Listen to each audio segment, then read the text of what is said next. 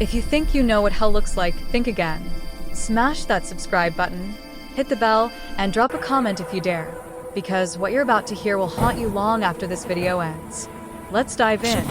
The call came through at 2:47 a.m. on a freezing February morning in 2019. FBI's Special Agent Marcus Chen had been asleep for less than 3 hours when his phone vibrated across the nightstand. The voice on the other end belonged to Deputy Director Sarah Hartwell, and she sounded different, strained, almost afraid. "We have a situation at ADX Florence. Range 13. You need to get there now." Chen knew ADX Florence. Everyone in federal law enforcement knew it. The supermax prison in Colorado, home to the most dangerous criminals America had ever produced. Terrorists, cartel leaders, serial killers, men so violent they could never see daylight again. But Range 13? That designation didn't exist in any official documentation he'd ever seen. For hours later, Chen stood in the prison's administrative wing, surrounded by concrete walls so thick they seemed to absorb sound itself. Warden Robert Kellerman looked like he hadn't slept in days. His hands trembled slightly as he slid a manila folder across the steel table. 3 inmates, Kellerman said quietly. High-value terrorism suspects. They were being held in a classified section of the prison. Range 13. Chen opened the folder. 3 faces stared back at him. Ahmed al-Rashi, former Al-Qaeda operative. Viktor Sokolov, Russian arms dealer linked to multiple terror cells. Carlos Mendoza, cartel enforcer turned informant against international terror networks. All 3 had one thing in common. They knew too much. "We're being held?" Chen repeated, his blood running cold. Kellerman's jaw tightened. "They're gone. Vanished. Sometime between the 11 p.m. count and 3 a.m. check. No forced doors. No alarms. No footage." That was impossible. ADX Florence was designed to be escape-proof. Every cell was a concrete box within a box. Every door required multiple electronic authorizations. Every corridor was monitored by cameras that recorded continuously, backed up to 3 separate server systems. Chen followed Kellerman deeper into the prison, through security checkpoints that required retinal scans and biometric verification. They descended a staircase that wasn't on any blueprint Chen had studied. The air grew colder with each step. Finally, they reached a steel door marked only with the number 13. Inside was a corridor unlike anything Chen had seen in his 15 years with the Bureau. 6 cells, 3 on each side. The walls were reinforced with layers of steel and soundproofing foam. There were no windows, no natural light, no sound except the hum of ventilation systems. This was a place designed to make men disappear while they were still breathing. Cell A1 stood open. The bed was made with military precision. Personal items, a Quran, prayer beads, a single photograph, remained untouched on the small shelf. But Ahmed al-Rashi was gone. Cell A2 told the same story. Viktor Sokolov's chess set sat mid-game on his desk, as if he'd simply stood up and walked away. Cell A3 belonged to Carlos Mendoza. Unlike the others, something felt wrong here. The mattress was slightly askew. Chen pulled it back and found scratches on the concrete floor, fresh ones. Someone had carved 3 words into the stone with what must have been their fingernails, deep enough to draw blood. "They are watching." Chen's stomach dropped. "Warden, I need to see your security footage. All of it. And I need the personnel files for every guard who had access to this range in the last month." Kellerman's face went pale. "That's the problem, Agent Chen. There is no footage." "What do you mean there's no footage?" "The cameras in Range 13 are on a separate system. Classified. The recordings are stored in a secure server that requires authorization from Washington to access. I put in the request 6 hours ago. They denied it." Chen felt the room spin slightly. 3 of America's most valuable intelligence assets, men who could expose terror networks spanning 3 continents, had vanished from the most secure prison on Earth. And someone in Washington didn't want anyone to know how. He pulled out his phone to call Director Hartwell, but there was no signal. Of course there wasn't. They were buried under hundreds of feet of concrete and steel, in a wing that officially didn't exist. Agent Chen. Kellerman's voice sounded distant now. There's something else you should know. Something they didn't put in the briefing. Chen turned slowly. 2 weeks ago, a corrections officer named Michael Torrance was found dead in his apartment. Ruled a suicide. He was one of only 4 guards assigned to Range 13. Kellerman paused, swallowing hard. Yesterday, another guard, Lisa Hendricks, didn't show up for her shift. We sent police to her house. And she's missing. No signs of struggle. No note. Just gone. Chen's mind raced. 2 guards dead or missing. 3 inmates vanished. And someone in Washington blocking the investigation. He walked back to Mendoza's cell and stared at those 3 words carved into the floor. They're watching. But who were they? And what were they watching for? Then he noticed something that made his blood turn to ice. Above the scratched message, barely visible in the dim light, were numbers. A sequence, 02-19-2019-0300. That was today's date, and the exact time the inmates had disappeared. But when they pulled the security logs from the main prison system and cross-referenced them with the cell door mechanisms, what they found changed everything. The cell doors in Range 13 had been opened from the inside. Chen stared at the access logs on Kellerman's computer screen, his mind refusing to accept what the data was telling him. Each cell door required 2 simultaneous authorizations, one from the central control room and one from a physical keycard held by the guard on duty. But according to the system, all 3 doors had been unlocked using override code Alpha 7, a master authorization that only 3 people in the entire facility possessed. Warden Kellerman was one of them. The other 2 were Assistant Warden David Price and Chief of Security James Morrison. "Where's Morrison?" Chen asked, his voice sharp. Kellerman's face had gone gray. "He called in sick yesterday. First time in 11 years. Chen was already dialing. "Get me his address. Now. And I want Price in this room in 5 minutes. While they waited, Chen examined the logs more carefully. The override had been entered at 2:43 a.m., exactly 4 minutes before Director Hartwell had called him. Someone had wanted him on this case immediately. But why? Assistant Warden David Price arrived looking disheveled and confused. He was a thin man in his 50s, with wire-rimmed glasses and the nervous energy of someone who'd spent too many years inside these walls. Chen watched his eyes as Kellerman explained the situation. "Fear, yes, but something else too. Recognition." "Mr. Price," Chen said slowly, "when was the last time you saw Chief Morrison?" Price's hand went to his throat, a tell Chen had seen 1,000 times. 2 days ago. Evening shift change. He seemed distracted. Distracted how? He kept checking his phone. Morrison never checks his phone on duty. Never. It's against his own protocols. Price hesitated. And there was someone with him. A visitor I'd never seen before. Chen felt electricity run down his spine. Visitors aren't allowed in Range 13. That's what I told him, Price said quickly. But Morrison said the man was from Homeland Security. He had credentials, a badge, everything looked legitimate. Morrison took him down to Range 13 for a security assessment. What did this man look like? Tall, maybe 6'2". Dark hair, graying at the temples. Mid-40s. He had a scar running down his left cheek, thin, like a knife wound. And his eyes. Price shuddered. Cold. Like he was looking through you, not at you. Chen pulled out his phone and scrolled through a classified database of known terror associates and foreign intelligence operatives. He stopped on one photograph and turned it toward Price. Was this the man? Price's face went white. Yes. That's him. The man in the photograph was Dmitry Volkov, former FSB, now a freelance operative who sold his services to the highest bidder. He'd been linked to prison breaks in 3 countries, always working from the inside, always leaving no trace.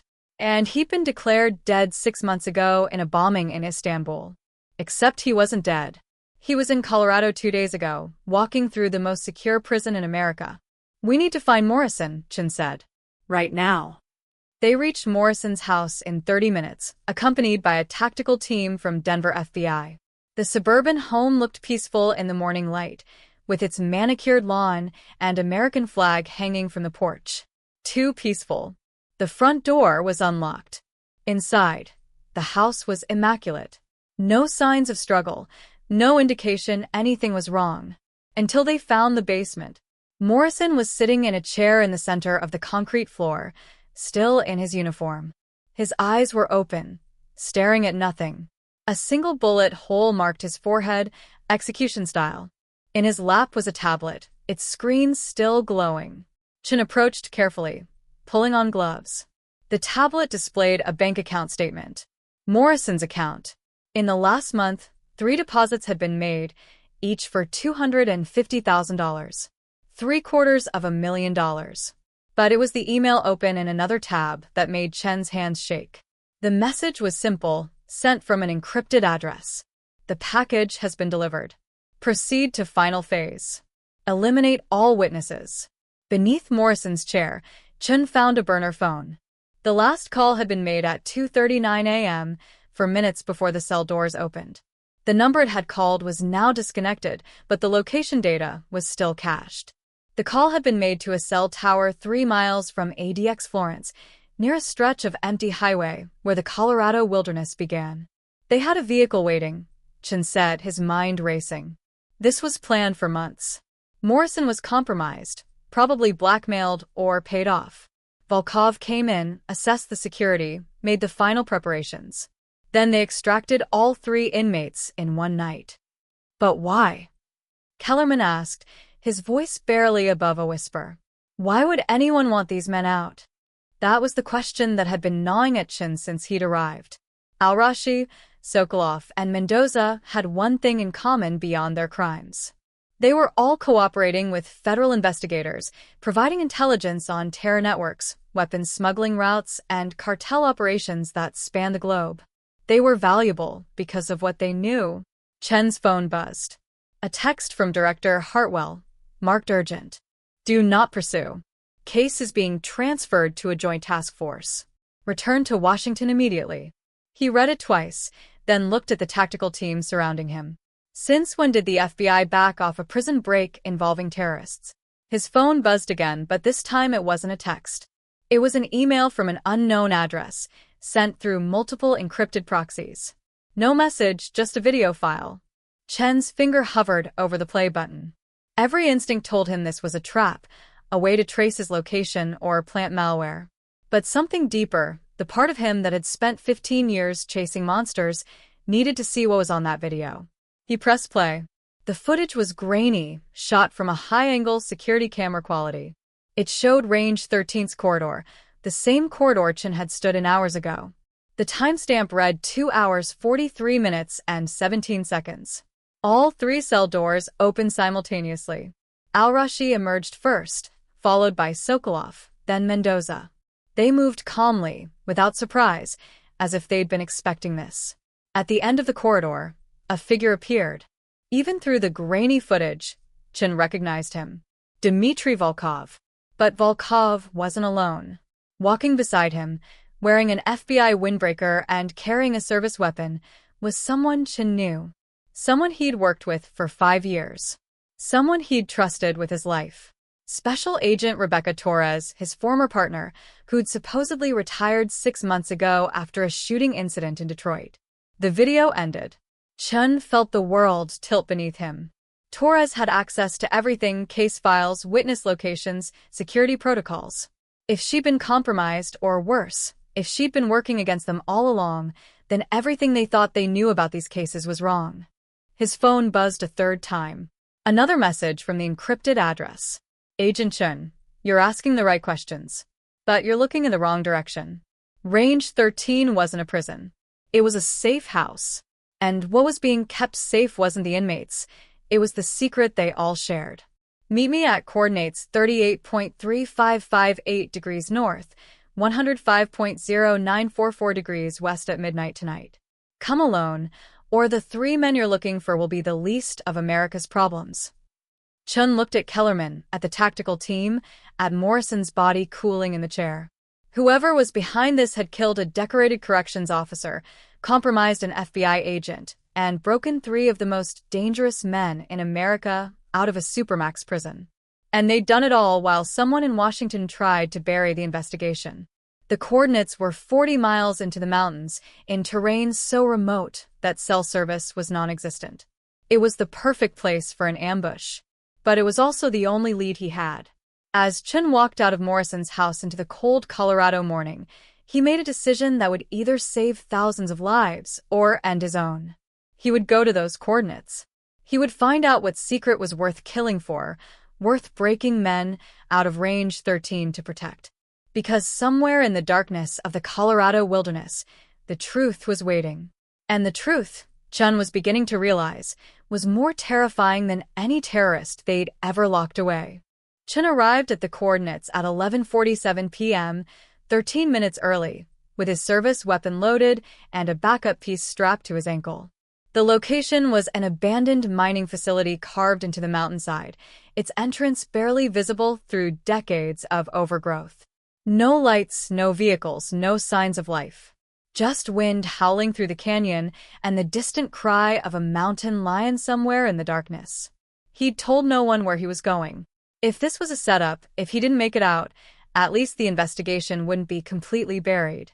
He'd uploaded everything he knew to an encrypted cloud server with a dead man switch. If he didn't check in by dawn, the files would be automatically sent to every major news outlet in the country. At exactly midnight, a single light appeared deep inside the mine shaft. Chen moved forward, his hand on his weapon, every sense screaming danger. The tunnel descended sharply, the walls closing in until he could barely see the sky behind him. Then the passage opened into a vast underground chamber, lit by industrial floodlights powered by a generator humming in the corner. Standing in the center of the chamber was Rebecca Torres. She looked different than Chen remembered. Thinner, harder, with shadows under her eyes that spoke of sleepless nights and terrible choices. But it was her eyes themselves that shocked him. They held the same fierce intelligence he'd always known, but now there was something else, desperation tinged with regret.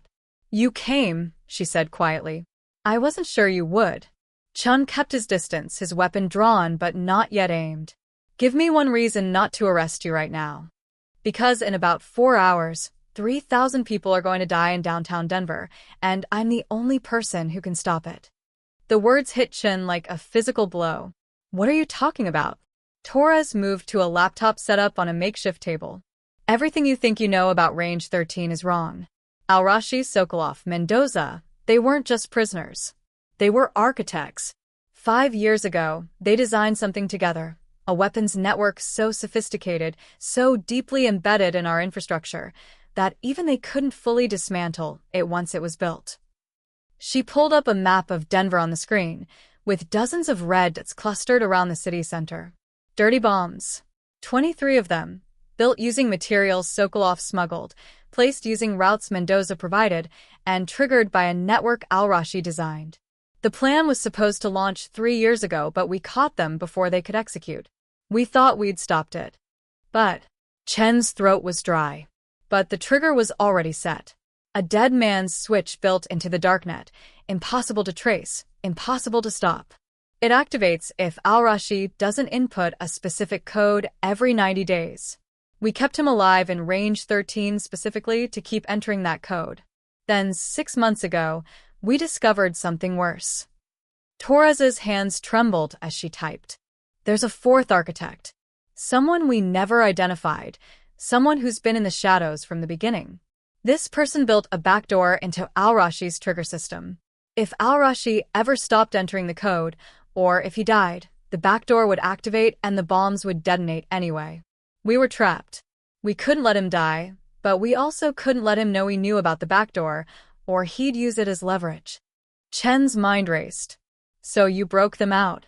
You needed Al-Rashi to disarm the trigger, and you needed Sokolov and Mendoza because they were the only ones who could physically locate and defuse the devices." "We didn't break them out," Torres said, her voice cracking. "The fourth architect did. Dmitry Volkov was hired to extract all 3 men and bring them to a secure location where they could activate the bombs remotely. Morrison was compromised through his daughter. She was kidnapped 2 months ago. He had no choice. It was either help with the extraction or watch his daughter die. Where's his daughter now? Torres looked away. They killed her anyway. 3 days ago.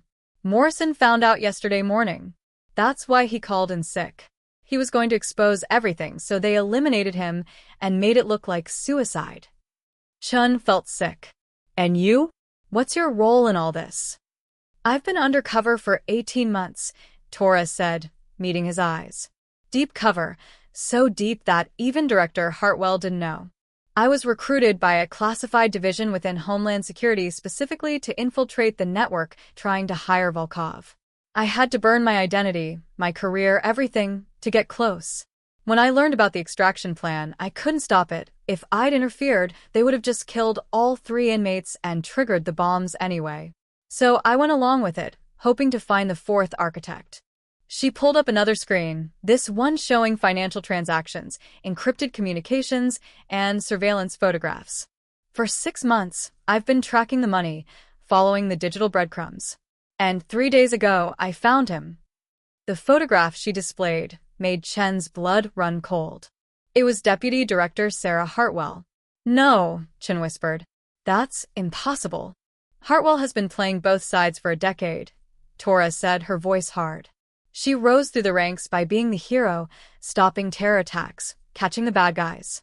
But she was the one creating the threats in the first place.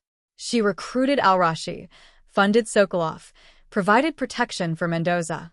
She built the entire network, not to destroy America, but to control it. Every time she stopped an attack she'd secretly orchestrated, her power grew. Her budget increased. Her influence expanded. Torres pulled up more evidence, recorded phone calls, bank transfers routed through shell companies, meetings captured on surveillance. She's been planning this Denver attack for 3 years. It was supposed to be her crowning achievement. Thousands dead, the nation in panic, and Sarah Hartwell emerges as the savior who tracked down the perpetrators and saved millions more. She'd become untouchable, probably director of the FBI within a year, maybe even higher. But something went wrong, Chen said, the pieces finally falling into place. Al-Rashi developed a conscience, Torres said bitterly. After years in Range 13, watching guards like Morrison who were just trying to do their jobs, seeing the photographs Morrison kept of his daughter, something changed in him. He started cooperating for real, providing intelligence that actually helped us. And he told us about the 4th architect. He didn't know it was Hartwell, but he knew someone higher up was pulling the strings. So, Hartwell had to move up the timeline, Chen said. She couldn't risk al-Rashi exposing her, so she arranged the extraction, planning to blame the bombing on the escaped terrorists. The perfect cover. Torres nodded. The bombs are set to detonate at 4:17 a.m.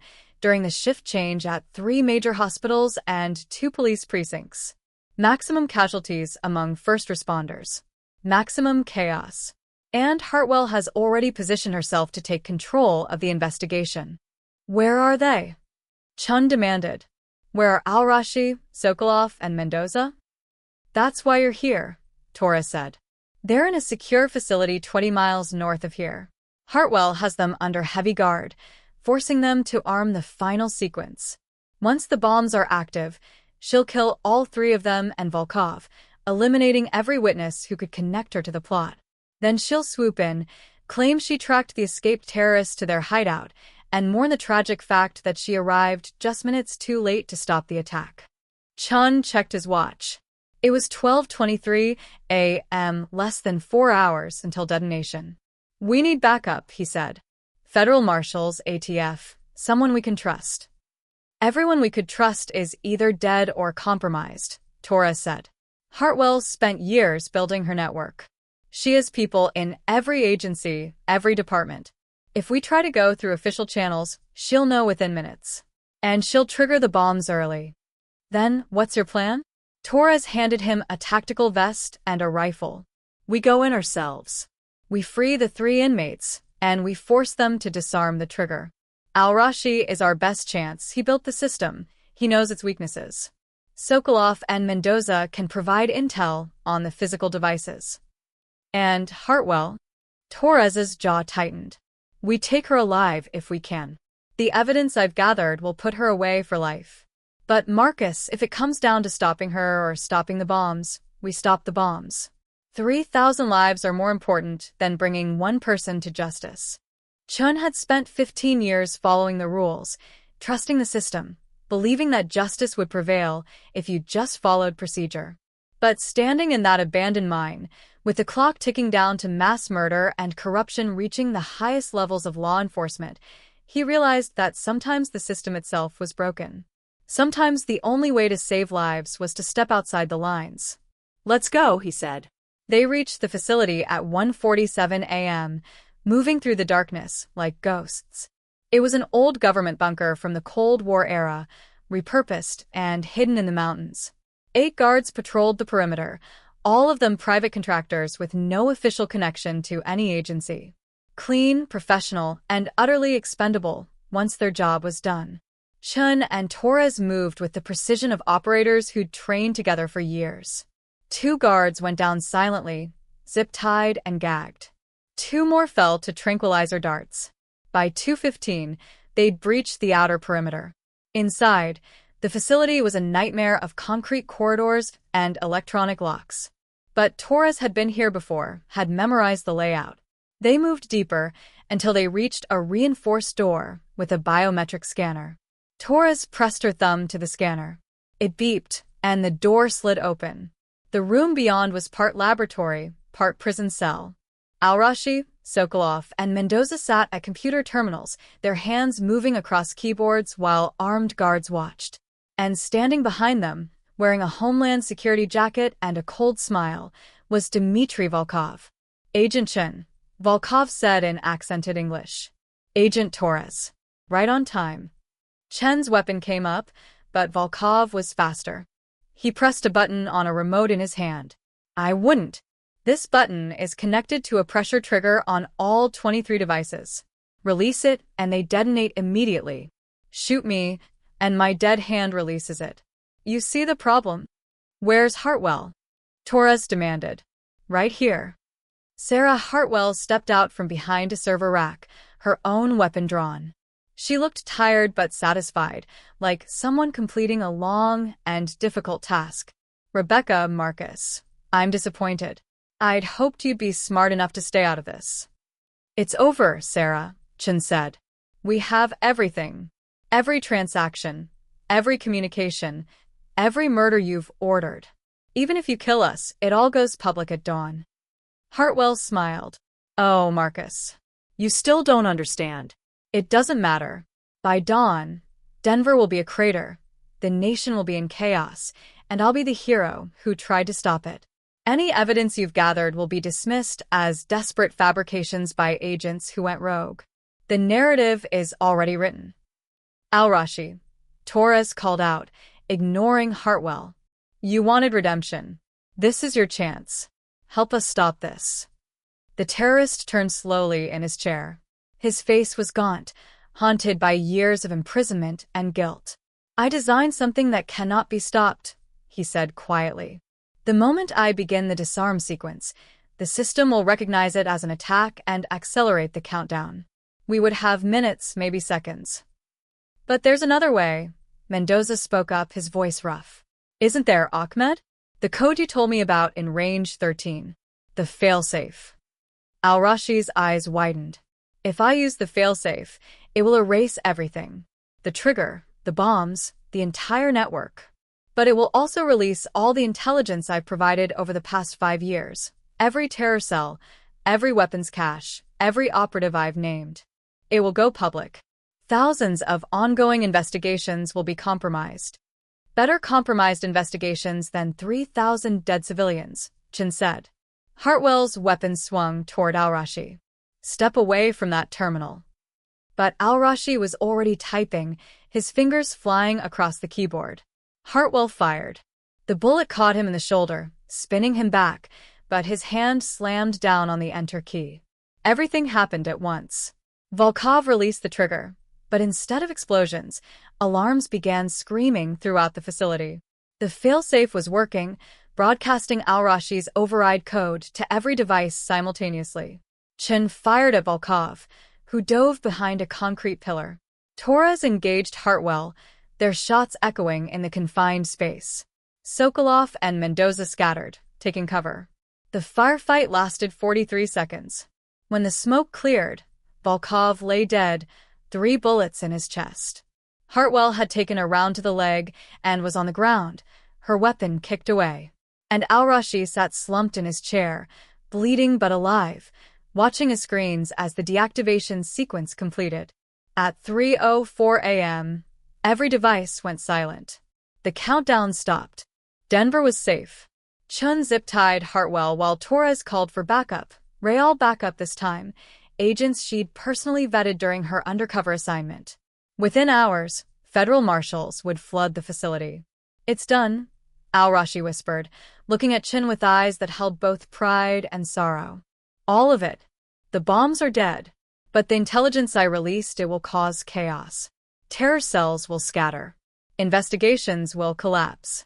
I have saved 3,000 lives today, but in doing so, I may have endangered thousands more tomorrow."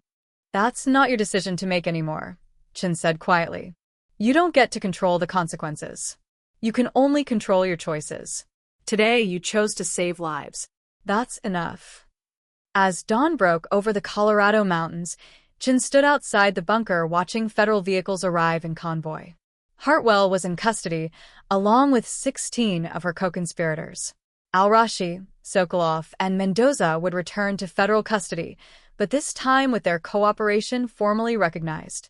Morrison's daughter was recovered. Torres had been wrong. She was alive, held in a separate location, traumatized but breathing. Rebecca Torres stood beside him, no longer in the shadows, no longer pretending to be someone else. "What happens now?" she asked. "Now we do the hard part," Chen said. "We testify.